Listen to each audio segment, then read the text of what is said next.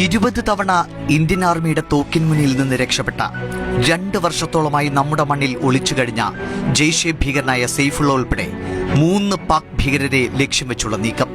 അതിന് കാവലാളായി നായകനായി German ഷെപ്പേഡിനുമായ Tyson. കിഷ്ത്വാറിലെ ദുർഘടം പിടിച്ച ഛാത്രൂ മേഖലയിലെ മലഞ്ചെരുവിൽ പ്രത്യേക ഗർത്തമുണ്ടാക്കി ഒളിച്ചിരിക്കുന്ന ജെയ്ഷെ ഭീകരരെ ലക്ഷ്യം വെച്ചുള്ള സേനയുടെ നീക്കം.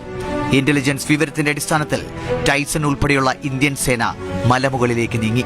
സൈന്യവും CRPFും ജമ്മു കാശ്മീർ പോലീസും സംയുക്തമായുള്ള ഓപ്പറേഷൻ ത്രാഷ് 1നെ ചുക്കാൻ പിടിച്ച് വഴികാട്ടിയായി ടൈസൺ മുന്നേ പാഞ്ഞു. സേനാ സാന്നിധ്യം തിരിച്ചറിഞ്ഞ ഭീകരർ ഉതിർത്ത വെടിയുണ്ട തുളഞ്ഞു കയറിയത് ടൈസൺ എന്ന കേണയൻ സ്ക്വാഡ് അംഗത്തിന്റെ കാലിൽ. എന്നാൽ അവൻ തളർന്നില്ല. ടൈസന്റെ വേഗത ഒട്ടും കുറഞ്ഞില്ല. വീണ്ടും മുന്നോട്ട്. ഇതോടെ ഭീകരരുടെ സങ്കേതം ഇന്ത്യൻ സൈന്യം കൃത്യമായി കണ്ടെത്തി. 2 AK-47 തോക്കടക്കം വൻ ആയുധശേഖരവും ഇവരിൽ നിന്നും പിടിച്ചെടുത്തു.